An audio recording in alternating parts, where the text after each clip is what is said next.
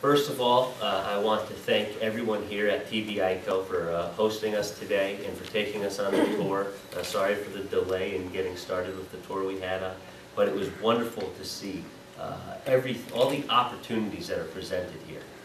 And I'll get back to that in a minute, but I do also want to take a minute to thank you, Congresswoman, for endorsing me today, but also for all of your advice and friendship and all that you do for the people of this country. We would be here forever if we started listing off her many accomplishments.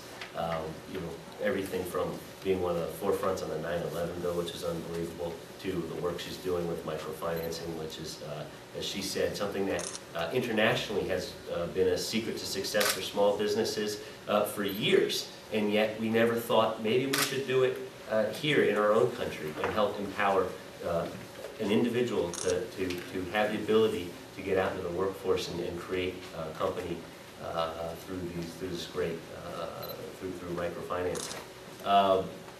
And everything you've done, start to finish, for women at every single level, at every step of the way, from healthcare to jobs and everything in between. You know, everyone really owes you a debt of gratitude. So I appreciate all you've done. And personally, for me, you've been a little bit of a hero for me over the years. So this is it's nice. You know, it's interesting running for office and then being a candidate, but getting to have someone who you've admired for so long and who's been such a champion in Congress. And we need more like you. We need more members of Congress who stand up for what's right and who are genuine and who understand these issues and understand the people they represent. We don't have enough of those. That's why we have the gridlock, and that's why I'm running. I'm here today not just because we were graced with the Congresswoman's presence, but because this is an incredible organization.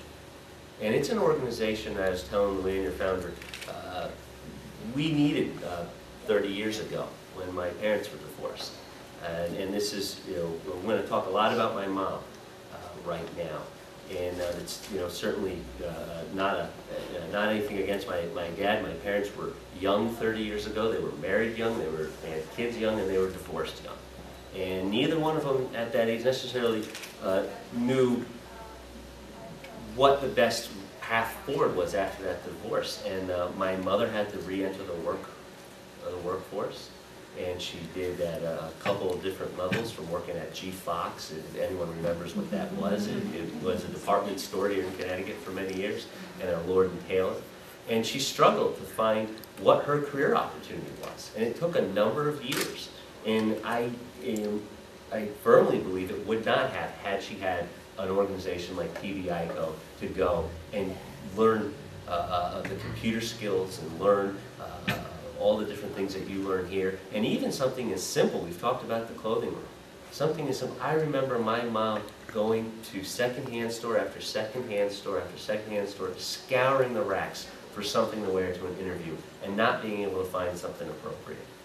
And then it happened again. She finally got a job in the mid-'80s. She got a job that was enough to support my brother and I, barely, but it was enough. And it was teaching doctors at Stanford Hospital how to use Mac computers, Apple computers, not IBMs like where Luann's background is in. But that had a shelf life. 4 or 5 years into it, all the doctors knew how to use the computers. And Stanford Hospital was going through some downsizing, so in the late 80s she was laid off again. And she found herself again looking for that next career opportunity. And it took a number of years. She worked as an assistant at the Alcoholism and Drug Dependency Council. She went back to Lord & Taylor. Fox was earlier, now that was gone. She was at Lord & Taylor. And doing and babysitting and just taking all sorts of odd jobs before finally feeling empowered enough because some friends said, you know, you're really a teacher at heart.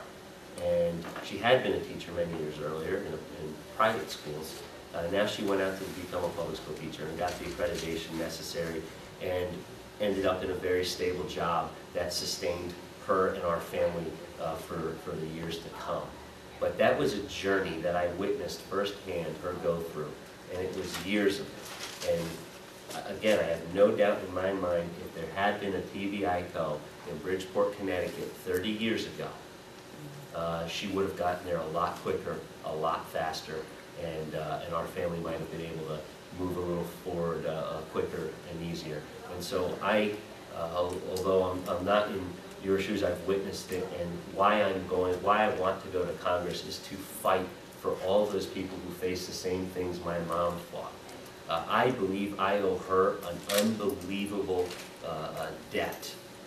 It is the reason why when she was, as the Congresswoman mentioned, when she was struck with cancer, and I was finishing my master's degree and about to head off to law school, I made the decision to come home to Connecticut earlier than I had anticipated. And it was because here was my mother who had sacrificed day in and day out for me and my brother, and now we needed to make sure that we could make the little tiny, pale in comparison sacrifices to make sure she had the care she needed. Because when she got sick, the Affordable Care Act did not exist. There was a pre-existing condition. Not just because she was a woman, but because she actually had stage 4 melanoma. She had cancer, and she was on COBRA payments at that time, and when they were going to expire, she was not going to be able to get health insurance back then. She was lucky. She had me. She had another son. She had her ex-husband, I said it, I'm not glad that an ex-husband of 30 years who came full circle back into our family over the years, and who stepped up and said, that's the mother of my children, I'm going to make sure she gets the care she needs. Well, most people out there in her circumstances don't have that perfect storm of family to come together and get you through that next phase. And that's where places like TBICO come in. That's where other organizations need to step up and come in, and they can't do it without the help of Congress. They can't do it without the important federal grants that should be coming to an organization like this. I know you guys got a little bit, but you need more, and we need to make sure that happens.